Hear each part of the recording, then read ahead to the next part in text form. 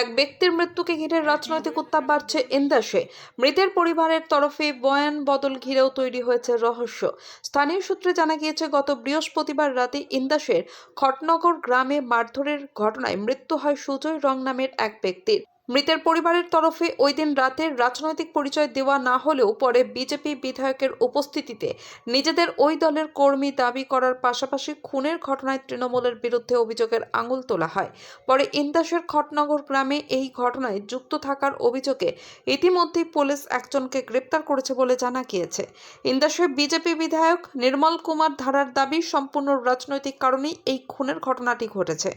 Indas block Trinamool সভাপতি শেখ হামিদ এই ঘটনায় তৃণমূলের যোগের কথা অস্বীকার করেছেন। মৃতের পরিবারের বক্তব্য নিয়েও সন্দেহ প্রকাশ করেছেন তিনি। বাঁকুড়ার ইন্দাস থেকে মিলন পাজার রিপোর্ট, MBS নিউজ। আমি সত্যি কথাটা বলবো। একদম সত্যি কথাটাই বলবো। দিয়ে পর কালকে লক্ষ্মী বার ছিল, আমি বলছি আইকে পাড়া দিকে যাবে তো, তাইলে তুমি মুড়ি ফুড়িটা নিয়ে এসো গে যাও। যে মুড়ি আনতে গেছে, আমার পেটে যন্ত্রণা হচ্ছে, বললো যে তাইলে ট্যাবলেট নিয়ে আইবো। দিয়ে ওই কিনেতে আমার স্বামীটাকে যে পিন্টু আর ওরা যে মেরে দিল, তাইলে আমার দিকে কে খাওয়াবে? কি করছিল? ওই দোকান করে আসছিল, দিয়ে পিচ রাস্তাতে ধরে কাছারে দিয়েছে। কি করে জানবো দাদা?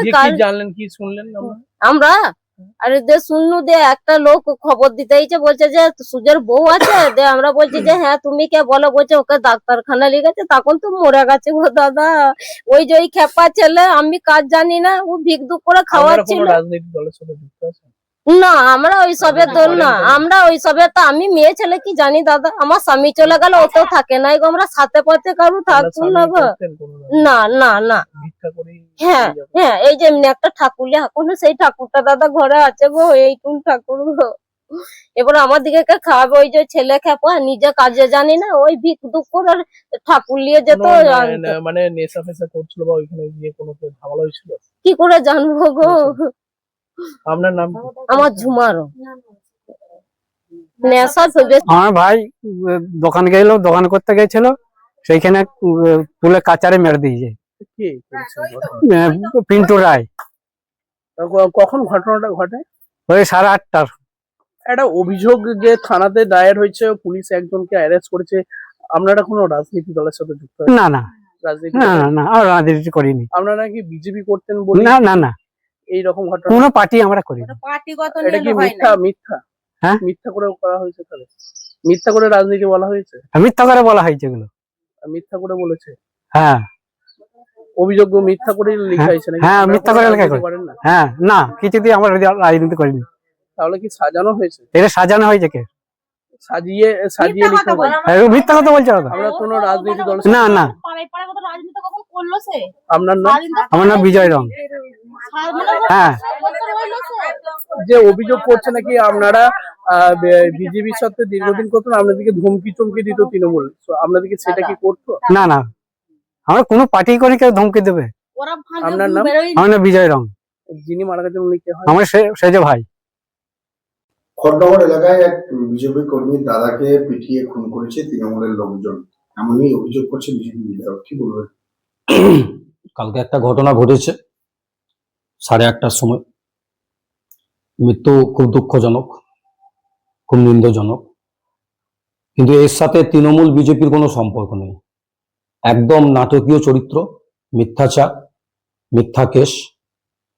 দুটি মাতাল একসাথে মদ খাচ্ছিল, সেখানের মধ্যে তাদের গন্ডগোল। এলাকা থেকে আমি যেটা জানতে পেরেছি, পিন্টু রায় এবং যে মারা গেছে, দুজনাই একটা মদের আসরে ছিল, তাদের মধ্যে মারামারিতে একজন মারা গেছে। আর এই পিন্টু রায় দলের সাথে কোনো রকম ভাবে জড়িয়ে নয়। আপনি যদি দীর্ঘদিন দেখেন, দলের কোনো মিটিং মিছিল জনসভায়, এমনকি 10,000-এর জনসভাতেও পিন্টু রায় কোনোদিন আসেনি। একটা নিন্দনীয় ঘটনাকে এরা রাজনীতিকরণ করছে, মিথ্যাচার করছে, এর সাথে কোনো সম্পর্ক নেই। আমি 11টার সময় একটা ভিডিও পেয়েছি, সেখানে মৃতের পরিবারের পক্ষ থেকে 1 বাইট দেওয়া হয়েছে, বিবৃতি দেওয়া হয়েছে। আবার MLA সাহেব আসার পর ওই বিবৃতি চেঞ্জ হয়ে গেছে। MLA সাহেবের যদি আপনি ফেসবুক লাইভটা দেখেন, দেখতে পাবেন যে প্রতিনিয়ত সে এসে নিজের সিকিউরিটি, নিজের MLA এর পোস্টটাকে কিভাবে ক্ষমতার অপব্যবহার করছে এবং একটা ঘটনাকে রাজনীতিকরণ করছে। তো আমি পুলিশকে অনুরোধ করব তদন্ত হোক, এর সাথে বুথ সভাপতি এবং আমার অঞ্চল সভাপতি যাদের নাম জড়ানো হয়েছে একবারে মিথ্যাচার, এর বিরুদ্ধে তৃণমূল কংগ্রেস আন্দোলনে নামবে, মিথ্যাচারের বিরুদ্ধে। কারণ এইভাবে মিথ্যাচার দিয়ে তৃণমূলকে আটকানো যায় না। আর আমরা প্রতিনিয়ত মানুষের পাশে থাকি। আজকে এমএলএ সাহেব যে নোংরা রাজনীতি করছে, লাশ নিয়ে যে রাজনীতি করার চেষ্টা করছে, তাতে ইন্দাসের মানুষ কিছু বোঝাতে পারবে না। ইন্দাসের মানুষ ওর বিপক্ষে যাবে, কারণ 4.5 বছর ঘুমিয়ে আজকে লাশ নিয়ে রাজনীতি করে ও মনে করছে 2026-এর পুনরায় আমি জিতবো। এই দিবা স্বপ্ন ও দেখতে থাকুক, কিছু এসে যাবে না। এই ঘটনার সাথে তাহলে তৃণমূল কংগ্রেসের কেউ জড়িত না? তৃণমূল কংগ্রেসের সাথে কোনো রকম ভাবে জড়িয়ে নয়। বুথ সভাপতি এবং আমার অঞ্চল সভাপতিকে মিথ্যাভাবে এই কেসে ফাঁসানো হয়েছে। আমার কাছে ভিডিও আছে, আমরা ফেসবুকে পোস্ট করব এবং সাধারণ মানুষকে জানাবো। যখন ঘটনা ঘটেছে 8:30টার সময়, 12টা পর্যন্ত তার পরিবার কি বিবৃতি দিচ্ছে।